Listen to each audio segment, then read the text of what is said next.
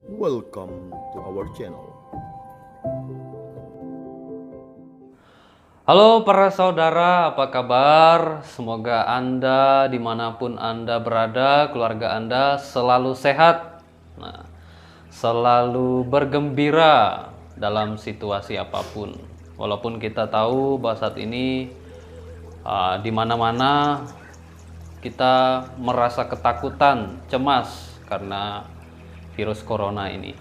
Tapi saya berdoa semoga kita semua senantiasa diberikan perlindungan dan juga menjaga diri supaya kita pun menjaga diri sendiri dan juga orang-orang di sekitar kita. Hari ini adalah hari Jumat 26 Juni 2020. Bacaan Injil dari Injil Matius bab 8 ayat 1 sampai 4. Saya membaca dulu beberapa ayat yang sekiranya bisa menjadi permenungan kita hari ini. Setelah Yesus turun dari bukit, banyak orang berbondong-bondong mengikuti Dia. Maka datanglah kepadanya seorang yang sakit kusta. Ia sujud menyembah Yesus dan berkata, "Tuan, jika Tuan mau, Tuan dapat mentahirkan aku." Lalu Yesus mengulurkan tangannya, menjamah orang itu dan berkata, "Aku mau, jadilah engkau tahir." Seketika itu juga tahirlah orang itu dari kustanya. Saudara-saudari yang terkasih, hari ini ada orang yang sakit kusta dalam cerita Injil tadi. Pada zaman Yesus, orang sakit kusta itu dijauhi karena dianggap menjijikkan, tetapi selain itu juga dianggap orang yang berdosa. Karena dia berdosa, maka dia sakit kusta. Begitulah kurang lebihnya.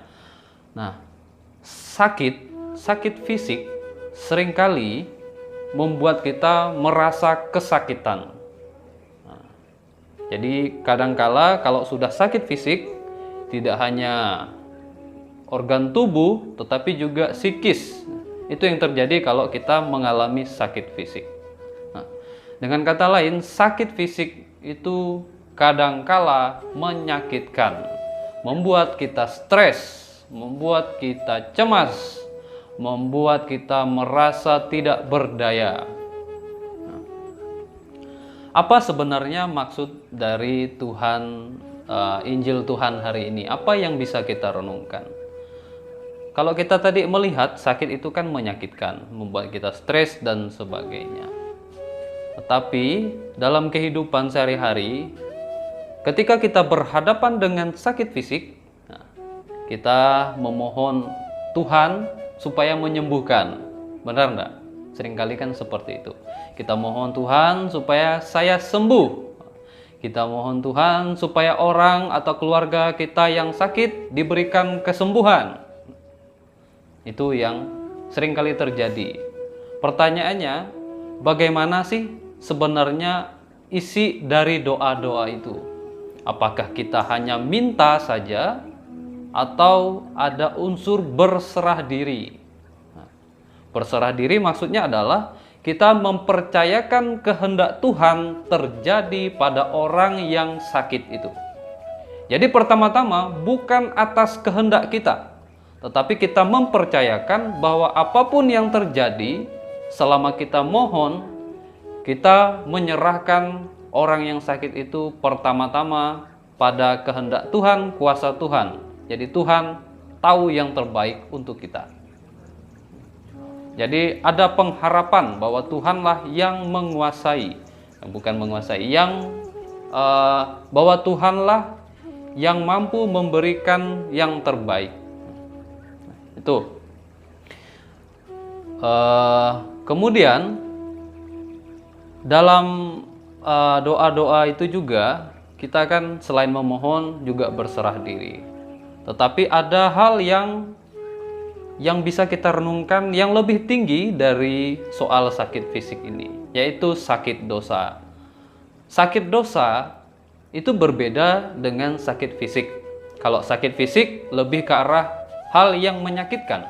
Tetapi kalau sakit dosa itu ke arah lebih menyenangkan, karena ketika berbuat dosa kita senang melakukannya, kita sadar, kita mau. Itu kecenderungan kalau orang melakukan dosa karena dia menyukai perbuatan itu. Cuma masalahnya kalau sakit dosa, efeknya yang terjadi adalah perbuatan yang kita lakukan itu menyebabkan hal-hal yang menyakitkan bagi orang-orang di sekitar kita. Tetapi yang lebih dalam adalah kita meretakkan relasi kita dengan Tuhan. Kita memutuskan relasi kita dengan Tuhan karena kita memotong, membatasi relasi itu dengan perbuatan-perbuatan yang tidak berkenan di hadapan Tuhan. Seperti itulah sakit kusta untuk hal-hal yang berkaitan dengan rohani. Seringkali dalam kehidupan kita mengalami sakit kusta karena dosa-dosa kita. Perbuatan dosa seperti sakit kusta membuat kita semakin jauh dari Tuhan. Sakit kusta juga menyakitkan bagi orang-orang sekitar kita karena dosa dari perbuatan-perbuatan kita. Nah, seringkali seperti itulah kita seringkali jatuh pada perbuatan dosa, tetapi bagaimana supaya kita sembuh dari sakit dosa ini? Yang bisa kita lakukan adalah kita memohon pada Tuhan supaya kita diubah, hati kita yang keras ini bisa diubah. Dalam proses memohon itu, apa yang kita lakukan? Yaitu dengan mengusahakan perbuatan-perbuatan kita yang mengarahkan kita pada Tuhan. Nah, tadi kan dalam Injil yang sakit kusta memohon supaya dia bisa tahir. Nah, dalam sakit dosa ini pun hendaknya kita juga memohon supaya hati kita pelan-pelan diubah, yang keras menjadi lembut. Tetapi dalam proses itu ada langkah-langkah yang bisa dilakukan, yaitu mendekatkan diri dengan berbagai macam cara, misalnya dengan kesalehan-kesalehan rohani, membaca kitab suci, mencoba merenungkan sabda Tuhan, menyediakan waktu khusus untuk berdoa, untuk merenungkan sabda Tuhan. Kemudian juga kalau selama ini belum pernah ikut kegiatan rohani di lingkungan dan sebagainya, ikut kegiatan rohani dan sebagainya. Lalu kalau dalam sebuah keluarga jarang berdoa bersama, usahakan berdoa bersama, berkumpul bersama, supaya itu menyembuhkan dosa-dosa kita. Kecenderungan kalau sakit dosa itu kan lebih kepada keegoisan sendiri. Kita menyempitkan diri kita untuk relasi bersama yang lebih menyenangkan dan sebagainya, tetapi kita lebih menyempitkan diri, artinya kita melakukan perbuatan dosa ini karena untuk diri kita sendiri, kesenangan kita sendiri, keegoisan kita sendiri, itu yang terjadi.